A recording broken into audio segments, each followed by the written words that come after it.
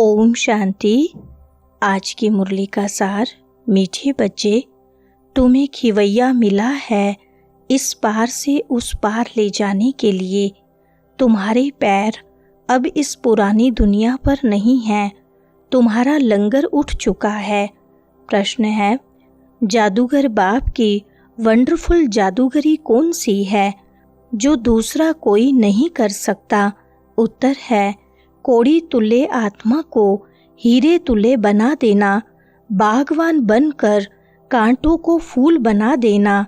यह बहुत वंडरफुल जादूगरी है जो एक जादूगर बाप ही करता है, दूसरा कोई नहीं। मनुष्य पैसा कमाने के लिए सिर्फ जादूगर कहलाते हैं, लेकिन बाप जैसा जादू नहीं कर सकते हैं।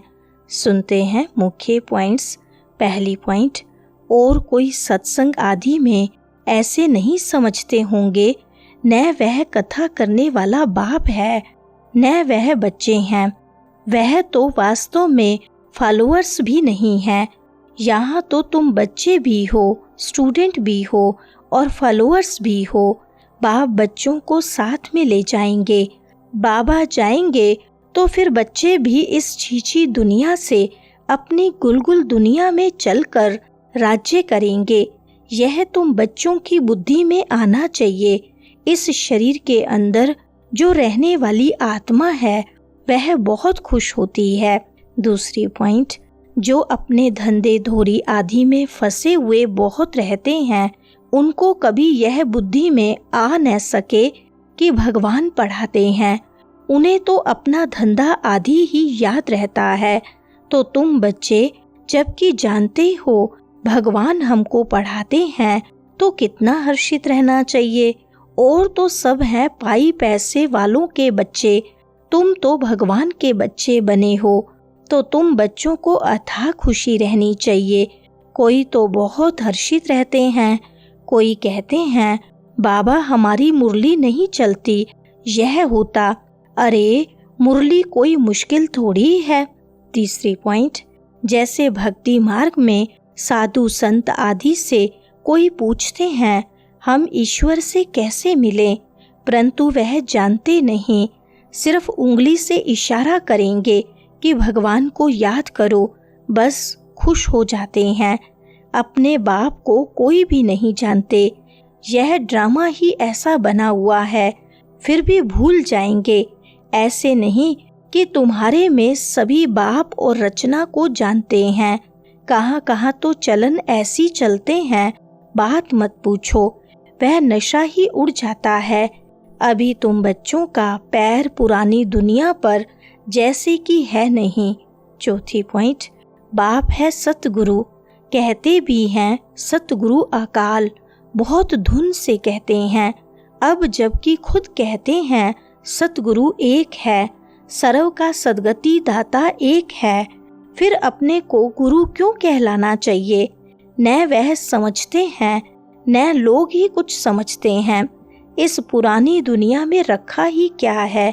बच्चों को जब मालूम होता है बाबा नया घर बना रहे हैं, तो ऐसा कौन होगा जो नए घर से नफरत, पुराने घर से प्रीत रखेंगे? तुम्हें स्मृति रहनी चाहिए कि बाप हमारे लिए न्यू वर्ल्ड बना रहे हैं। हम उस न्यू वर्ल्ड में जाते हैं। उस न्यू वर्ल्ड के अनेक नाम हैं, सतयुग, हेवन, पैराडाइज, वैकुंठ आदि। पांचवी पॉइंट, तुम बच्चों की बुद्धि में यह याद रहना चाहिए, ऊंच ते ऊंच है बाप। फिर सेकंड नंबर में ऊंच कौन है? ब्रह्मा विष्णु शंकर की तो कोई ऊंचाई नहीं है। शंकर के लिए कह देते हैं वह भांग पीते, धतूरा खाते, यह तो इंसल्ट है ना। यह बातें होती नहीं। यह अपने धर्म को ही भूले हुए हैं। अपने देवताओं के लिए क्या क्या कहते रहते हैं, कितनी बेइज्जती करते हैं। तब बाप कहते हैं मेरी भी बेइज्जती, शंकर की, ब्रह्मा की भी बेइज्जती, विष्णु की बेइज्जती नहीं होती। वास्तव में गुप्त उनकी भी करते हैं, क्योंकि विष्णु ही राधे कृष्ण है।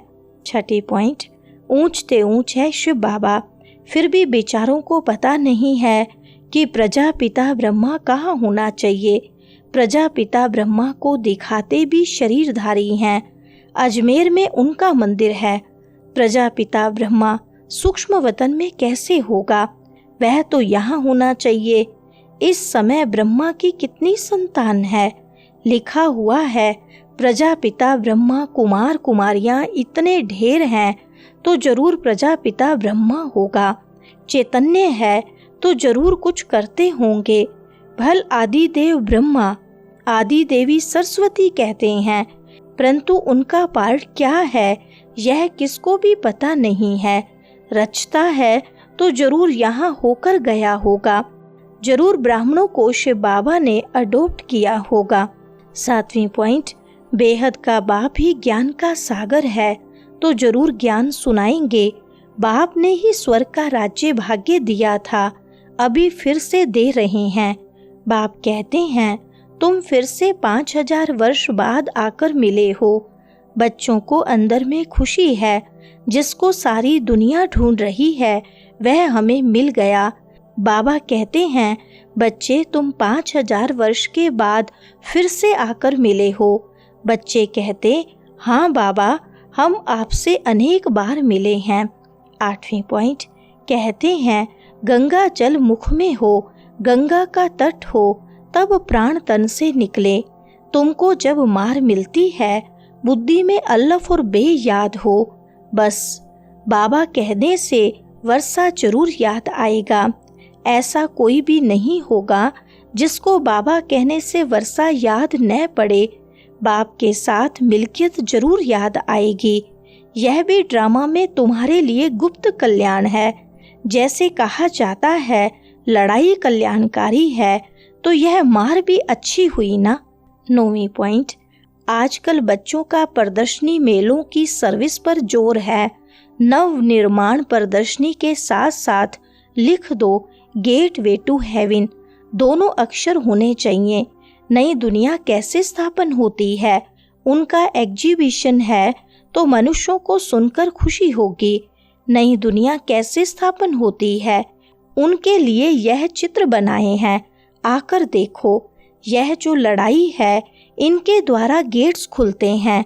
गीता में भी है भगवान आया था, आकर राजयोग सिखाया था, मनुष्य से देवता बनाया तो जरूर नई दुनिया स्थापन हुई होगी। 10वीं पॉइंट, मनुष्य कितना कोशिश करते हैं मून में जाने की, देखते हैं धरती ही धरती है, इतना सुनाते हैं, इससे फायदा ही क्या।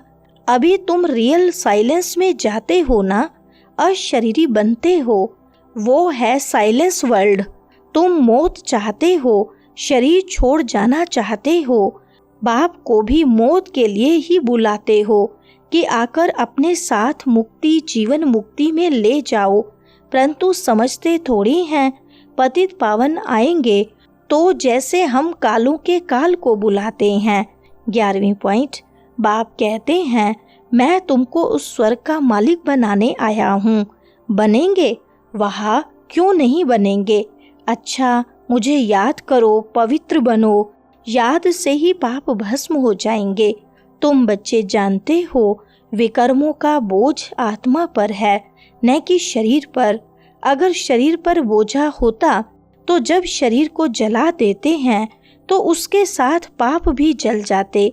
आत्मा तो है ही अविनाशी, उसमें सिर्फ खाद पड़ती है, जिनको निकालने के लिए बाप एक ही युक्ति बतलाते हैं कि याद करो। अब तुम्हें अपना 1 मिनट भी वेस्ट नहीं करना चाहिए। वरदान है विहंग मार्ग की सेवा द्वारा विश्व परिवर्तन के कार्य को संपन्न करने वाले सच्चे सेवाधारी भव। विस्तार है विहंग मार्ग की सेवा करने के लिए संगठित रूप में रूप और बसंत, इन 2 बातों का बैलेंस चाहिए। जैसे बसंत रूप से एक समय पर अनेक आत्माओं को संदेश देने का कार्य करते हो, ऐसे ही रूप अर्थात याद बल द्वारा, श्रेष्ठ संकल्प के बल द्वारा विहंग मार्ग की सर्विस करो। इसकी भी इन्वेंशन निकालो। साथ साथ संगठित रूप में दृढ़ संकल्प से पुराने संस्कार, स्वभाव व पुरानी चलन के तिल व जौ यज्ञ में स्वाहा करो, तब विश्व परिवर्तन का कार्य संपन्न होगा अथवा यज्ञ की समाप्ति होगी। स्लोगन है, बालक और मालिकपन के बैलेंस से प्लान को प्रैक्टिकल में लाओ। अच्छा, ओम शांति।